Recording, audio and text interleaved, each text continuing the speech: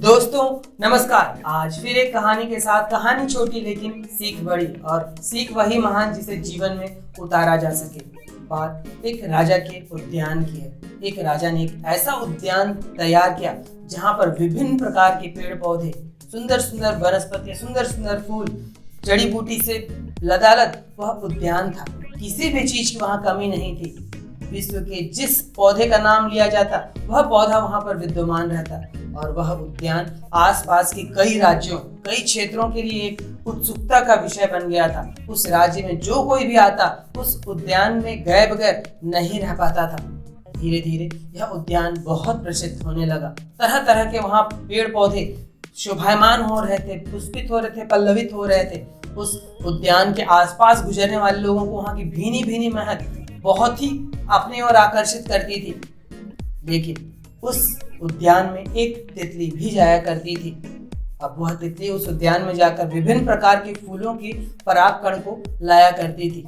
तितली की मित्रता एक गिलहरी से थी, और गिलहरी कहने को तो मित्र थी, लेकिन भीतर ही भीतर वह उससे ईर्ष्या करती थी, क्योंकि वह सुंदर उस उद्यान में जा पाती थी। क्योंकि उस उद्यान में किसी और का प्रवेश वर्जित था, और कोई जीव जंतु वहां नहीं जा सकता था, क्योंकि ये गिलहरी, बंदर, ये सब जीव जंतु जाकर वहां के फल को नुकसान करते थे। अब इस बात की ईर्ष्या यह गिलहरी रखती थी, और उसने उस तितली को धीरे धीरे इससे भड़काया। उसने उस उद्यान के बारे में नकारात्मक बातें करनी चालू की, और वह बातें धीरे धीरे तितली की उस गिलहरी में संगत रहने के कारण प्रत्यक्ष या अप्रत्यक्ष रूप से उसके जो हृदय स्थल है वहां पर वह बसने लगा। अब जब तितली जाती परागकण लेने, तब वह किसी एक वनस्पति के पास पहुंची। तुलसी के पौधे के, तुलसी का जो चौरा बना हुआ था वहां पर वह बैठी, और उसने जो गिलहरी की बातें थी, नकारात्मक से भरी, दूसरों की कमी वाली, उसने तुलसी के पौधे से कहा। तुलसी का पौधा अपने ऊपर इठलाता हुआ, अपनी भीनी भीनी सौंधी सौंधी महक को लिए हुए खूब फल फूल रहा था, और अपने आसपास के क्षेत्र को भी सकारात्मक बना रहा था। लेकिन उसने तितली को उदास देखा। तब तितली से उसने पूछा, तब तितली ने कहा कि क्या कहूँ मित्र, मैं तो तुम्हारा हितैषी हूँ, लेकिन उस गुलाब को तो देखो। वह गुलाब अपने रंग पर कितना इठलाता है। विभिन्न प्रकार के रंग, मोहक मोहक रंग हैं, और हर कोई उस पुष्प को पाना चाहता है। प्रेमी हो, प्रेमिका हो, देवों के शीश पर चरणों पर चढ़ाना हो, वह फूल को ही सबसे प्राथमिकता दी जाती है। भाग्य हो तो उसके जैसा हो। अब यह तितली उड़ते उड़ते गुलाब के पास भी पहुंचती है। तब तक यह जो तुलसी है, जब यह तितली चली जाती है, तब यह तुलसी सोचने लग जाता है कि तितली सच ही कह रही है। सचमुच गुलाब भाग्यशाली है। उसके भाग्य के कहने क्या, हर कोई उसके पुष्प को पाना चाहता है। अब धीरे धीरे वह तुलसी जो है वह नकारात्मकता की ओर जाने लगता है। अब यह तितली जो है वह गुलाब के फूल के पास पहुंचती है। यह करना नहीं चाहती थी तितली, लेकिन उसकी संगत जो उस गिलहरी के साथ थी, जो आए दिन लोगों में कमियां, लोगों में दोष निकालता रहता था, उसके प्रभाव के कारण अब इसकी भी वही आदत बन गई थी। अब यह गुलाब के पास पहुंची। तब गुलाब ने भी उदास देखकर इससे पूछा कि क्या बात है तितली, तुम इतने उदास क्यों हो? तब यह कहती है कि भाग्य देखो तो उस तुलसी का, देवों के साथ उसे जोड़ा जाता है। हर कोई भी पूजा पाठ हो, कोई भी पवित्र अनुष्ठान हो, तुलसी के पत्तों की महत्व ही क्या कहने, फिर वह औषधीय गुण लिए हुए भी तो है। उसके फूल से लेकर, उसकी मंजरी से लेकर, उसके तने से लेकर, उसकी पत्तियों से लेकर, उसके जड़ को लेकर हर चीज का उपयोग किया जाता है। भाग्य हो तो तुलसी के पौधे जैसा। अब यह नकारात्मकता के बीज वहां भी बो देती है, और यह गुलाब भी अब जो इठला रहा था, अपने ऊपर खुश था, अपने में मदमस्त था, अपनी दुनिया में बहुत खुश था, वह भी सोचने लग जाता है कि अरे यह तो सच कह रही है, भाग्य हो तो तुलसी के जैसा। हर आंगन की शोभा है। हर कोई अपने घर में बाकी पौधे लगाए चाहे ना लगाए, तुलसी का पौधा जरूर चाहता है, और इसे तो देवों के साथ जोड़ा भी गया है। वास्तव में किसी ने कहा है कि अगर उस घर की ऊर्जा शुभ है तो यह पौधा लहलहाता है, सचमुच में भाग्य हो तो तुलसी के जैसा हो। और यह तितली उड़ते उड़ते उड़ते हर पौधे, हर वनस्पति के पास जाकर इसी तरह की बातचीत अब किया करती है। एक दिन राजा सुबह सुबह उद्यान में गया और उसने देखा कि सारे पेड़ पौधे मुरझाए हुए हैं। गुलाब अपनी जो महक लिए हुए वो महक नहीं है, तुलसी में वह बात नहीं है, बाकी वनस्पतियां भी झुकी झुकी सी हैं, बाकी जो पेड़ थे फलों से लदे हुए वे भी मुरझाए मुरझाए से दिखी, उनकी पत्तियां कुम्हलाई कुम्हलाई सी दिखी। तब वह अचरज में पड़ गया कि ये मेरे उद्यान को क्या हो गया, कहीं कोई कीट वगैरह तो नहीं लग गया। और उसने प्रमुख माली को बुलाया कि इस उद्यान को क्या हुआ है, ये आज मुरझाया मुरझाया क्यों है।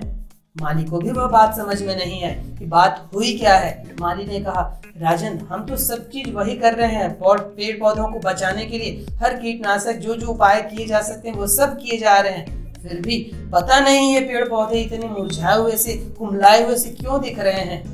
तब अचानक राजा की नजर वहां पर एक बरगद के पेड़ पर पड़ी और इन सब वनस्पतियों के बीच में सारी वनस्पतियां जो मुरझाई हुई थी, अपनी उस कांति में, उस शोभायमान स्थिति में नहीं थी, लेकिन उस बरगद के पेड़ को देखकर राजा का दिल खुश हुआ। वह पहले की तरह है विशाल और अपने ऊपर गर्व करता हुआ, अपने ऊपर पूरी तरह से दंभ भरता हुआ और पूरी तरह लहरा रहा था। उसकी पत्तियां अच्छे से हवा में तैर रही थी। तब यह बरगद के पेड़ के पास पहुंचा और बरगद के पेड़ के पास पहुंचकर उसने पूछा कि बरगद, बाकी पेड़ पौधे तो इस तरह मुरझा गए हैं, लेकिन तुम अभी भी वैसे ही शोभायमान हो, बात क्या है।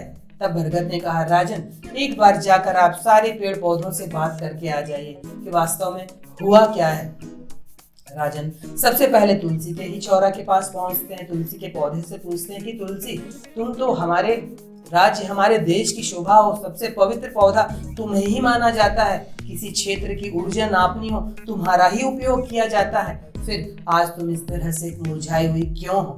तब तुलसी ने कहा कि राजन मुझे अपने भाग्य पर गर्व नहीं, भाग्य हो तो देखो गुलाब की तरह, प्रेमी प्रेमिका की पहली पसंद है, देवों के चरणों पर चढ़ाना हो, देवों के शीश पर चढ़ाना हो, उस फूल को सबसे प्राथमिकता दी जाती है, मेरा तो भाग्य ही अच्छा नहीं है। तब राजन कहता है कि ऐसी कोई बात नहीं है तुलसी, तुम तो हमारे देश, हमारे राज्य, हमारे पवित्र पूजा पाठ की गर्व वाली चीज हो, गर्व वाली पौधी है, तुम्हारे हर एक चीज का उपयोग किया जाता है। लेकिन तुलसी मानने को ही तैयार नहीं थी।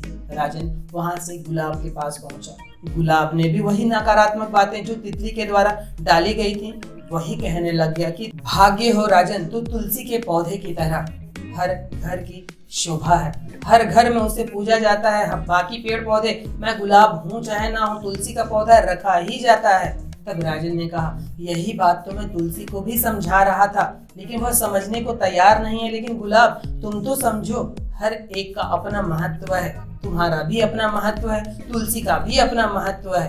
तब यह गुलाब कहता है कि नहीं राजन, आप मुझे यह दिल बहलाने के लिए, मुझे प्रसन्न करने के लिए यह बातें कर रहे हैं, वास्तव में भाग्य हो तो तुलसी के जैसा, और मुझे तो अपने भाग्य पर अब कोई गर्व ही नहीं है। अब धीरे धीरे राजन वहाँ के सभी पेड़ पौधों के पास जाकर बातें करते हैं और सबके भीतर वही नकारात्मक बातें आती हैं। फिर अब यह राजन सबसे अंत में उसी बरगद के पास पहुंचता है। तब बरगद को यह सारी चीजें बताता है कि सारे पेड़ पौधे तो नकारात्मक विचारधारा वाले हो चले हैं, उन्हें अपने ऊपर गर्व ही नहीं है।